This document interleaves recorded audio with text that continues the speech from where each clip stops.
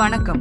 தையல் வேலையில் நாம் அடிக்கடி சந்திக்கும் ஒரு பெரிய பிரச்சனைதான் ஸ்லிப் ஸ்டிட்ச் அல்லது ஸ்கிப் ஸ்டிட்ச்.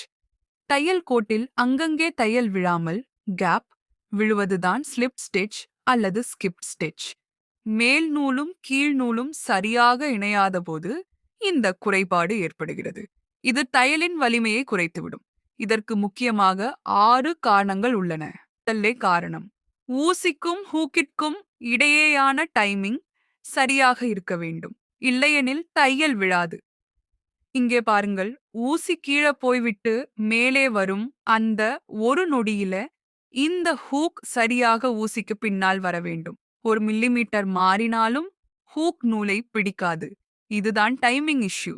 இதை சரி செய்தால் தையல் சீராக விழும். ஊசி அதன் கடைசி அடிமட்டத்திற்கு சென்று மீண்டும் மேலே ஏறத் தொடங்கும் போது ஹூக் சரியாக ஊசியின் ஓட்டைக்கு சற்று மேலே வந்து நூலை பிடிக்க வேண்டும். ஹூக் சீக்கிரமாகவோ அல்லது தாமதமாகவோ வந்தால் நூலை தவறவிடும். இதைத்தான் ஸ்லிப்டட் ஸ்டிட்ச் என்கிறோம். அடுத்த மிக முக்கியமான காரணம் நூலின் இழுவை, டென்ஷன்.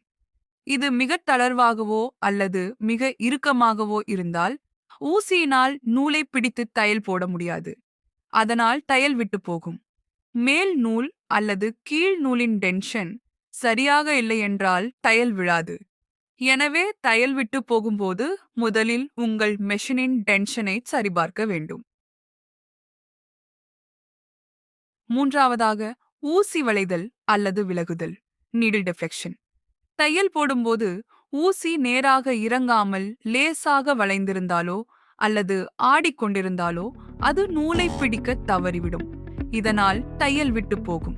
இதற்கு தீர்வாக வளைந்த ஊசியை உடனடியாக மாற்றிவிட்டு தரமான புதிய ஊசியை பொருத்த வேண்டும். நான்காவதாக, நூல் வளையத்தின் அளவு, லூப் சைஸ்.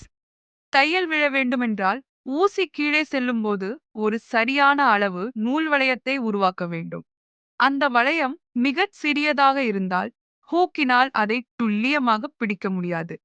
இதற்கு தீர்வாக நீங்கள் பயன்படுத்தும் நூலுக்கு ஏற்ற சரியான அளவு ஊசியை தேர்வு செய்ய வேண்டும்.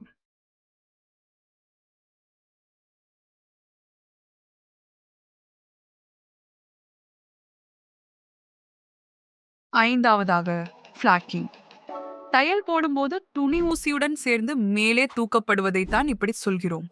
பிரஷர் பூட் அழுத்தம் குறைவாக இருந்தாலோ அல்லது ட்ரோட் பிளேட் ஓட்டை பெரியதாக இருந்தாலோ இப்படி நடக்கும்.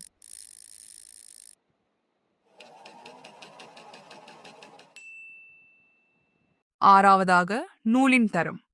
அதிக பிசிறுகள் உள்ள அல்லது சீரற்ற தடிமன் கொண்ட தரமற்ற நூலை பயன்படுத்தினால் அது சரியான வளையத்தை உருவாக்காது. எப்போதும் உங்கள் துணிக்கும் ஊசிக்கும் ஏற்ற தரமான நூலையே பயன்படுத்த வேண்டும்.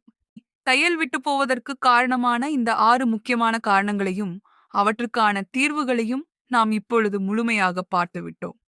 இனி உங்கள் தையல் எப்பொழுதும் நேர்த்தியாக அமையும்.